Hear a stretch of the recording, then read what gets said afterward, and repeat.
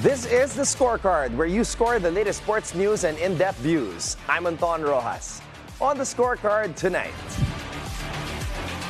In Major League Baseball, two teams close in on the National League Division title. Connecticut Sun and Minnesota Lynx make the best out of Game 5. More golfing action in the ICTSI Iloilo Golf Challenge in Santa Barbara, Iloilo. And Jordan Bartlett takes some precious time off from 3x3 to join us in studio. All that and more on the Scorecard tonight, the 9th of October. Now, here's our roundup. In Game 3 of the MLB National League Division Series, Tyrone Taylor's defensive play, clutch hits from Starling Marte and Jose Iglesias, and the strong pitching performance by Sean Manaea contributed to the New York Mets' Game 3 win against the Philadelphia Phillies 7-2. With the Mets leading 1-0 in the fourth inning, Taylor made a barehanded grab off the wall and threw out Alec Bohm at second base, preventing a potential tying run. This play helped maintain the Mets' momentum. The Mets, who were once 11 games under 500, now lead the series 2-1 and can clinch their first NL Championship Series berth since 2015 tomorrow, Game 4 at Citi Field.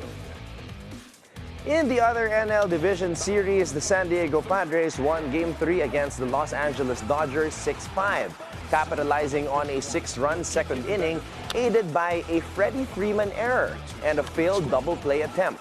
Fernando Tatis Jr. capped the inning with a 2-run homer.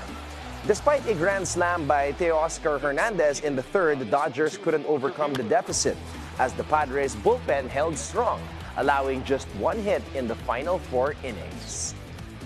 The Padres now lead the series 2-1 and can eliminate the Dodgers in Game 4 at Petco Park. The Dodgers, who had the best record this baseball season, must avoid errors and mental mistakes to stay alive. Game 3 of the American League Division Series is tomorrow, with the Guardians and the Tigers at 3:08 a.m. and with the Yankees and Royals at 7:08 a.m. all tied at 1 win each. Game 4 of the National League Division Series will start at 5:08 a.m. with the Phillies trying to tie the Mets, while the Dodgers will attempt a comeback against the Padres at 9:08 a.m. In the WNBA, the Minnesota Lynx, playing in their home court, dominated the first half, leading 53-34 at halftime, thanks to strong performances from Kayla McBride, Courtney Williams, and Nafisa Collier. Despite a push from the Connecticut Sun in the second half, the Lynx maintained their lead and closed out their semifinal series 88-77.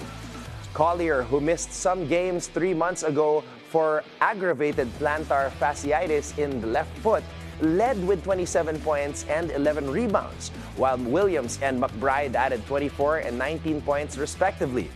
The Lynx make the WNBA Finals for the first time in 7 years versus last year's runner-up, the New York Liberty. At the ICTSI Iloilo Golf Challenge, Sara Ababa is close to winning her second Ladies Philippine Golf Tour title this season after a strong second round. She shot a 2-under 68, overcoming an early double bogey to lead with a 141 aggregate, 1 stroke ahead of Chihiro Ikeda. Ikeda co-led after the first round and finished the day with a par 70 for a 142 total. Princess Superal is 4 strokes behind at 145. Other notable scores include Gretchen Villavicencio at 146, Chanel Avaricio at 147, and Mika Fortuna at 149. In the men's side of the ICTSI Iloilo Golf Challenge, Fidel Concepcion maintained his 2-stroke lead with a gritty 67 under windy conditions, posting a 9 under 131 total. He leads Zaniboy Gialon, who shot a 64 for a 133 aggregate, and Jonel Ababa, who is 3 strokes behind at 134 after a tournament-best 63. Concepcion's solid game plan and late birdies helped him stay ahead despite a shaky back nine. He faces tough competition from seasoned players like Raymond Haraula, Tony Lascuna, and Guido Vandervock, who are all tied at 135. In an exciting fourth-round rematch at the Rolex Shanghai Masters, American Ben Shelton started strong, winning his first 16 service points and creating early break points. But the Italian Yannick Sinner held firm, saving all 7 break points against him. The match ended with Sinner dominating the second set tiebreak, winning the last 7 points to secure victory in 1 hour and 28 minutes. Sinner, whom the World Anti-Doping Agency or WADA still seeks to ban for 2 years, spoiled Shelton's 22nd birthday today with a score of 6-4, 7-6, making it Sinner's 4th head-to-head win in 5 meetings this year. Other top seeds advancing to the next round of 8 this afternoon are number 3 seed Carlos Alcaraz, who dominated Gael Monfils of France 6-4, 7-5, number 4 seed Novak Djokovic, who made quick work of Roman Safiullin 6-3, 6-2, number 5 Dmitry Medvedev, who struggled at first against number 10 Stefano Tsitsipas 7-6, 6-3. Sinner will face Medvedev while Alcaraz will meet 30th seed Thomas Machak in the quarterfinals tomorrow. Justin Brownlee's exceptional performance, including a record 5 4-pointers, led Barangay Ginebra to a decisive 122-105 victory over San Miguel in Game 1 of the PBA Governor's Cup semifinals. Brownlee scored 33 points, with 20 of those coming in the third quarter, helping Ginebra secure their 4th consecutive win. Stephen Holt also contributed significantly with 30 points, 8 rebounds, and 4 assists. San Miguel's EJ Anosike and Junmar Fajardo put up strong numbers, but it wasn't enough to overcome Ginebra's momentum. And that's our roundup for tonight, the 9th of October. Jordan Bartlett, most valuable player of the 2024 Yunnan 3x3 Circuit Mohans Top 4, will join us when the scorecard returns.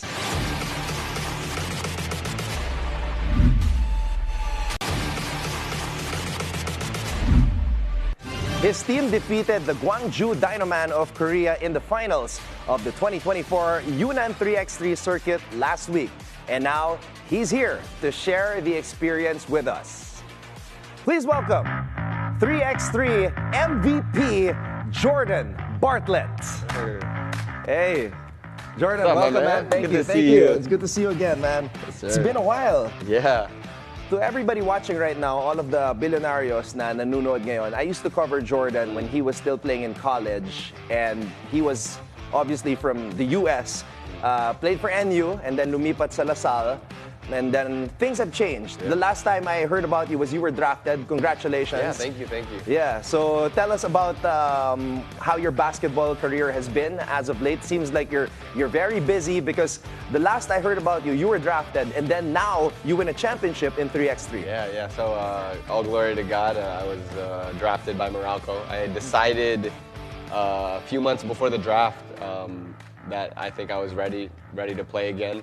I was playing 2 years in the UAP, last for LaSalle, and then the pandemic hit. I sat around in the States working out, and did computer workouts for a year and a half, and then eventually just moved on and stayed in shape. And I thought I was ready to go and come back into the circuit. So I'm still under Meralco, but they allowed me to play in some of these events. So yeah. Yeah, knowing you, I've always admired your one-on-one game, and then some of your videos on Instagram, I would see you'd be training with John Wall. Yeah. Correct?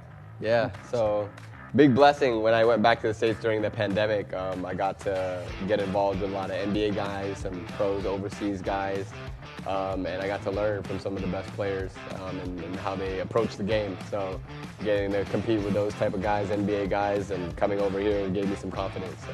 All right. Basketball is such an interesting sport. A lot of avenues can open up.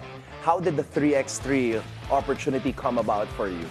Oh yeah, so Anton Altamirano, he's my agent, but he also manages a couple of the national teams that represent the Philippines for 3x3.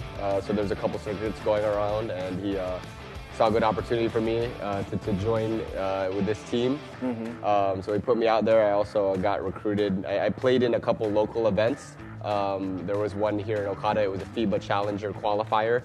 I played really well. Also, Coach Mal Belen recruited me to represent the Philippines in a FIBA Challenger in Korea tomorrow and in New York next week. Wow. So, yeah, busy schedule coming up, and back to China again in 3 weeks. So, wow, that's awesome. Yeah. I remember being in a bubble with Coach E, Eric Altamirano, and even Coach Anton. And during that time, everybody was talking about how 3x3 is very in line with us Filipinos, because every street you would see a hoop, and it doesn't matter if kulang kayo, if you're just 3, 2-on-2. It's a game that is very bagay na bagay sa ating mga Pinoy. And your game really fits because you're always in great shape, and your skill set bagay na bagay din sa 3x3. So is this something that you see yourself doing long term? I know like some NBA players like DeMarcus Cousins got into 3x3. Even Jimmer Fredette got into 3x3. Is this something that you see yourself doing, or is the PBA dream still in your back pocket? Yeah, you know, I've had a lot of fun playing 3x3 the last month, and it's brought me some amazing opportunities. You know, the game is different, but you know, you get the ball in your hands a lot, and you get to compete and you get to travel, so it's fun. And you know, I love this game. I'm a hooper at heart, so you know, wherever I'm valued, I'd love to be. I love Meralco too, and you know, right now I just want to play wherever I can get an opportunity. So yeah, just God's been giving me opportunities, and I'm just trying to take advantage of them. You said you're a hooper at heart, and this is gonna sound a little bit cheesy, but you also have a good heart, Jordan, starting Puso Foundation. And ironically, one of the first interviews, actually the first ever interview that we ever did for this show, the Scorecard, was with Marcus Smith, the Phil Britt rugby player, and he partnered with your Puso Foundation. Talk about how this started, this initiative of yours started, and why did you think that it was right to give back to the community, being a Phil-American, coming here and doing that? Yeah, so we just partnered with Lucas and the rugby guys. We unveiled a newly renovated learning hub in Taguig for a needy school over there. So very grateful for that partnership and for helping us raise those funds. My friend Robert Banez was the one who really pushed me to start this initiative. He came over here from America, one of my best friends. And he came over, raised some money, and I helped him give back to some of the poorest kids and families in the Philippines. And ever since then, it changed my life. I have the amazing opportunity to get to bond with kids and give back in many different ways, even through just giving them different experiences, playing games with them, providing relief goods, just putting a smile on their face, no matter what it is, whether through sports, through giving school supplies, giving relief goods, basic necessities of life. So yeah, Puso changed my life because you know God has given me so much, and I'm so blessed to be where I am at, and I just want to give back wherever I can. I saw the T-shirt. So Puso is actually an acronym. What does it stand for? Yeah, it means purposeful, unconditional service to others. So wow. That's amazing, man, considering that you come from the U.S. in what area in the States again? D.C. area. The Washington, D.C. area, yes. Okay. So to come over here and to do this is just a great thing, man, because normally we try to look for that nationalism here in the Philippines, but for it to come from you as somebody who grew up in the States is just pretty amazing. Yeah. All right, now, Jordan, I am under strict orders to ask this question right here since we are talking about Puso, talking about heart. Sure. I don't know if there was an Instagram official post, but at some point it popped up on my Instagram feed. You and Jennifer Nierva, of course, star libero of Cherry Tigo and Alas Pilipinas, you guys are together. Yeah, we're dating now. So yeah, she's the love of my life, and I'm very grateful for her. She's literally amazing, and she's changing my life in a great way. And she's an athlete. She shares the same interests I do, and she's very understanding of like my schedule right now. Last month she went to like 3 or 4 different countries, so it's my turn this month. So. Yeah, I'll go see her for dinner after this show, but yeah, she's the best. I gotta ask you, man, is this your first live interview talking about your relationship with Jen?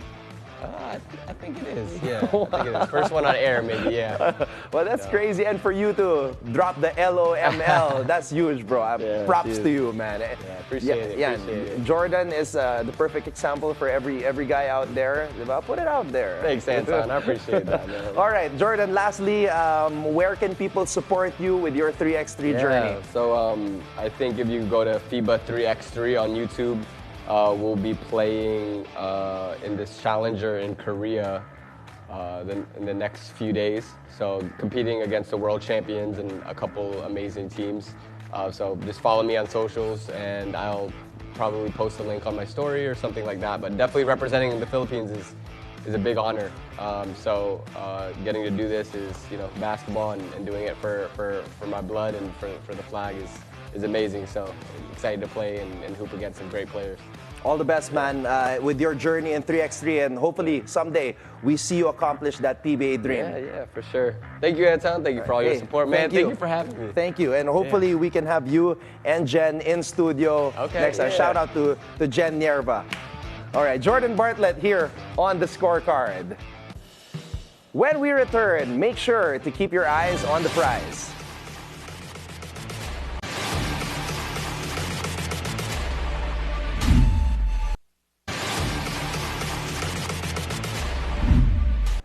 Welcome back to the Scorecard. It's time to keep your eyes on the prize. We'll break down the upcoming matchups to deliver key insights that might just give you the edge that you need to stay ahead of the game. It's another exciting morning of NBA preseason action. Let's go! Live from the iconic Madison Square Garden tomorrow, October 10, the New York Knicks take on the Washington Wizards in what promises to be an intriguing matchup. The game tips off at 7:30 a.m. Philippine time, and there's a lot to talk about for both teams. Starting with the Knicks, they're coming off a narrow 111-109 win over the Charlotte Hornets in their preseason opener. All eyes were on their newest addition, Karl Anthony Towns, who chipped in 10 points in his Knicks debut. The team is hoping Towns' versatility can propel them to a championship, alongside Jalen Brunson, who added 12 points and 3 assists in that game. Look for the Knicks to test this dynamic duo again tomorrow.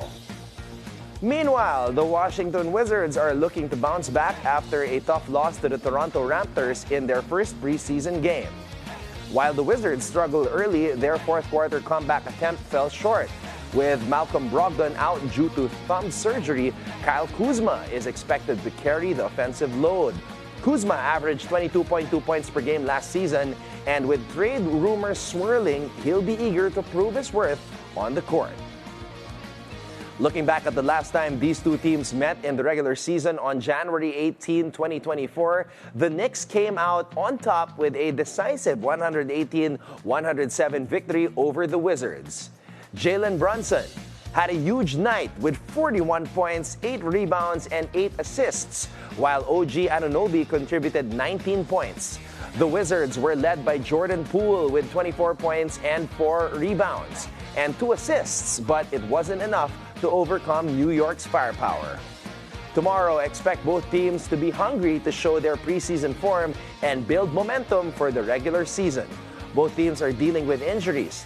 The Knicks will be without Mitchell Robinson, while the Wizards are missing Brogdon and Sadiq Bey, who is also out for the season because of a torn left ACL. However, this game will still offer a glimpse of what's to come as both squads gear up for the regular season. Expect the Knicks to come out strong, likely favored by 4.5 to 6.5 points, with Towns and Brunson leading the charge and their home court advantage. This reflects their strong performance for this preseason game. For the Wizards, it's all about developing their young talent and giving Kuzma the opportunity to shine in his expanded role. Next up, the Houston Rockets take on the Oklahoma City Thunder at the Paycom Center. The tip-off is set for 8 a.m. Philippine time. The Rockets come off a tough loss against the Utah Jazz, falling 113-122. Despite a strong start, Houston struggled in the second half. Jalen Green and Alperen Sengun were standout performers for the Rockets. but it wasn't enough to fend off a determined Jazz comeback. Now, Houston heads into Oklahoma City looking to regroup. The Thunder, fresh off a victory over the San Antonio Spurs, will have momentum on their side. Jalen Williams with 18 points and off the bench A.J. Mitchell scoring 19 points.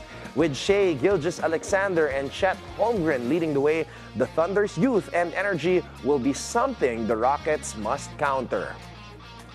In their last regular season meeting in March 2024, the Houston Rockets faced off against the Oklahoma City Thunder in a nail-biting showdown that went into overtime, with the Rockets narrowly edging out the Thunder 132-126.